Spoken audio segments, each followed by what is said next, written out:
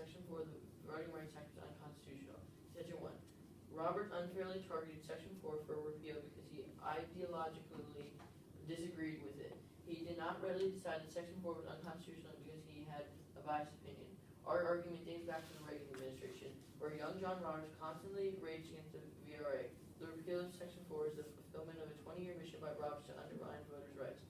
According to Mother Jones in 2012, when he was in his late 20s, John Roberts was a foot soldier in the Reagan administration's crusade against the Voting Rights Act.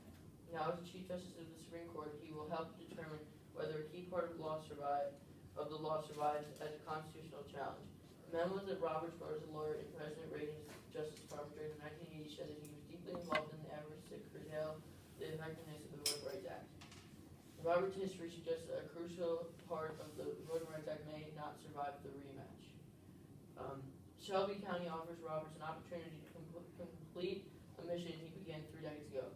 When the Chief Justice was a young lawyer in 1981, Southern legislators hoped an ascendant conservative movement would pressure Reagan into opposing the extension of the Voting Rights Act. Roberts was a major player in the Reagan administration's Voting Rights Act policy, drafting numerous op-eds and memos for top Justice Department officials that argued for a weaker version of the law. Voting rights violations, according to one memo he helped draft in 1981, should not be too easy to prove since they provide a basis for the most intrusive interference imaginable. If Roberts and the Reagan administration got in their way, discriminatory voting systems in most of the country could only be barred when discrimination could be shown to be intentional. Contention 2. Laws of Section 4 will increase discrimination. The states that are covered by Section 5 are the ones trying to pass the most restrictive voter limits. Myrna Perez is a deputy director for the Democracy Program at the Brennan Center for Justice, and Vishal Harkar serves as a counsel for the Brennan Center Democracy Program. If Section 5 falls, in the absence of functioning Section 5, jurisdictions may seek to implement new forms of restricted election changes. In the run-up of the 2012 election, state legislators will abruptly reserve America's long tradition of expanding voting access by pressuring the scores of new bills that would have made it harder for eligible Americans to vote.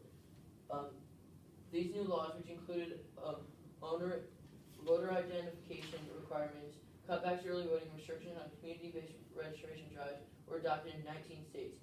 But citizens, the court, and the Department of Justice intervened, blocking many of these measures. Section 5 was instrumental in the success, playing a major role in the disenfranchising effort of restrictive laws in Texas, South Carolina, and Florida. In the most recent legislative session, as of April 29, 2013, 28 restrictive voting bills were introduced in the states that are covered wholly or in part by Section 5. 2 have already passed, and 17 are still pending as of June 10, 2013.